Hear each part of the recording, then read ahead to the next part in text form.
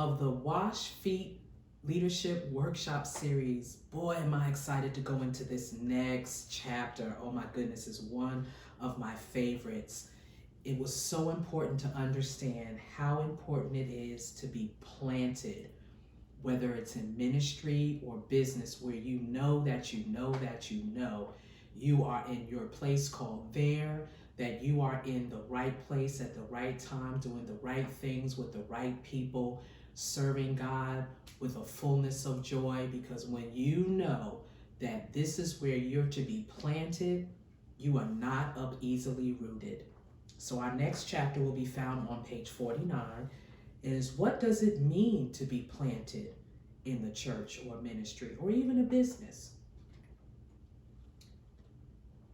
When I attached myself to Bishop Barbara Glanton, the very beginning of her ministry, I knew that I had a sure knowing in the depths of my spirit that I was to be a pillar in her ministry. I knew my assignment was to see that she acquired the building God had promised her for a church, community center, and other parts of the vision that God had given her. And it was so important for me to make sure that as one of her leaders, that I was setting the same examples that she was setting before the people. As I forestated in other sessions, this woman is a walking, talking vessel of the love of God. And I watched her love the lovely, I watched her love the unlovely, and I admired it so much because to me it represented the full grace and mercy that God gives to us. He loves us unconditionally, regardless of whether we acknowledge him, whether we accept him as our personal Lord and Savior. He died on the cross. He did all the finished works that was necessary to redeem us back to God. And to see a living example of that made me want to stand in my position in leadership to help represent that. So the first thing I did was memorized the vision.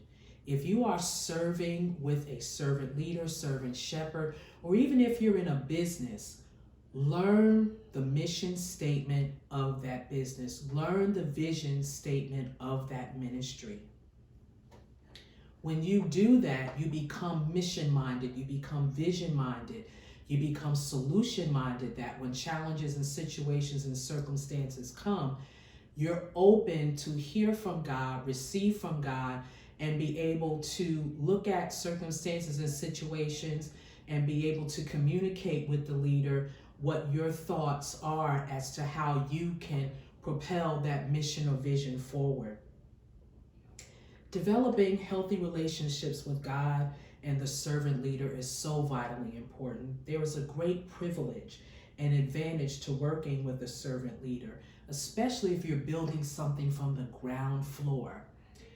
Building a ministry or a business from the ground floor is not for the weak or the faint in heart, because there's a lot of things that you're not going to understand at times, that the decisions and choices that God is leading that leader to, and it may not make sense to you at the moment, but if you trust the God in the leader, eventually God will show you, as you're being faithful, as you're being obedient to the instructions given, then God will count you worthy to reveal to you why he went in that direction. And a lot of times you won't even see that until there's a fuller manifestation of that dimension of why the leader is going in that direction. Just trust God and keep your leader in prayer and covering, because they're still human beings. They still have emotions and feelings, and they're going and laboring before God themselves in faith to get the right directions and the right governance to lead God's people. And they need your support and your care and your love as well. Just like raising a newborn up, a baby goes from just eating and sleeping and pooping, and then he begins to crawl and walk and run and talk, and so does the birth of a vision and a mission and a purpose, whether it's for a ministry or a business. The fact that you have the privilege of being a leader in that capacity, there's some boo-boos and some skin knees along the way. But if you're rooted and grounded in the depths of your spirit, your mind, your heart, and your soul, that you're planted there, encouraging and helping one another, the stronger everyone becomes. Setbacks come, but the servant family knows the necessity of coming together in corporate prayer consistently and defeat the enemy of their souls collectively. Everyone gives of their time, talents, temples, and treasures to meet the needs of the house or the vision, whether it's a ministry or business. When the parade marches down the street and that ribbon is cut, you celebrate. Celebrate well, but understand, now it's immediately time to go to the next step of that vision. Just a sidebar here.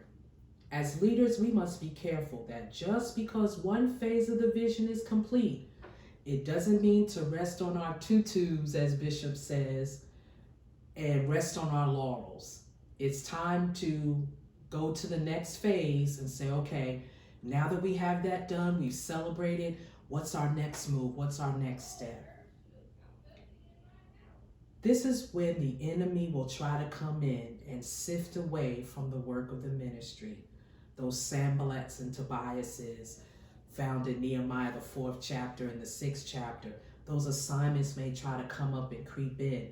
But because you've immediately got back out, you've been refreshed from the first victory, and it's ready to go back into the next battle or the next dimension or the next phase of ministry, you're going forth, you're coming together, you're building the next wall of the phase of the ministry or vision, and you just keep that momentum. Momentum is so critical in ministry because it's so easy to lay back and say, okay, we cool, we opened the building, we got everything going on, we're great. But what I do want to say, after all the distractions and different things that may happen, thank God for His grace and His mercy upon the next phase going forward. So our questions, the be real questions between you and God, be honest with yourself and with God. Give 3 reasons why you know you are the planting of the Lord in the house or the business that you are presently connected.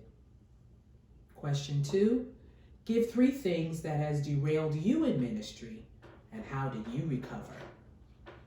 Number 3, what are some of the leadership lessons you have learned that makes you fruitful in ministry? Once again, I ask that you please follow the directions at the end of this video. And thank you so much for joining me again on this 4th installment of the Wash Feet Leadership series. And I look forward to seeing you on our next class. Have a great day.